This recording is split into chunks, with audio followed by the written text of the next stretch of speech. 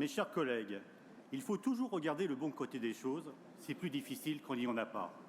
Votre budget ressemble à cette citation de Karl Marx. L'histoire se répète d'abord comme une tragédie, puis comme une farce. Le temps dont je dispose est inversement proportionnel à l'ampleur du sujet, donc je vais essayer d'être le plus concret possible. Il est regrettable que peu de temps de parole soit accordé à l'opposition.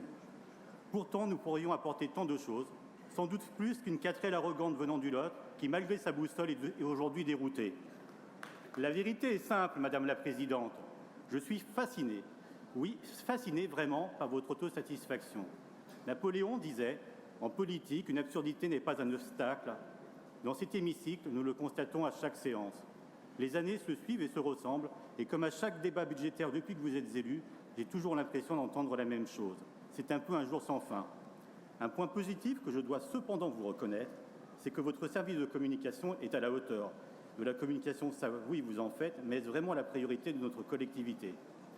C'est pour cela que mon collègue Olivier Montaigne propose avec son amendement de réduire vos dépenses de communication de plus de 3 millions d'euros.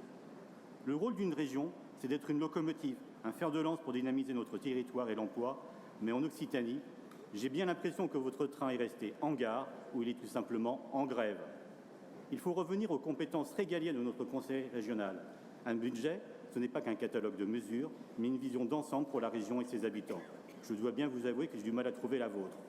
La politique consiste à rendre possible ce qui est nécessaire. Au lieu de ça, vous préférez défendre votre idéologie socialiste en soutenant des structures comme SOS Méditerranée ou autres associations pro-migrants, qui, à mon sens, ne relèvent pas de la priorité des habitants d'Occitanie. Sur votre budget, il y a beaucoup de choses à dire.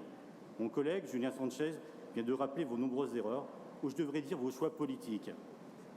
Comme je l'avais précisé le 25 novembre dernier, lors du débat d'orientation budgétaire, et aujourd'hui votre rapport nous le confirme, nous entrons dans un nouveau cycle, celui de la mise en place de l'austérité à la mode d'Elgar.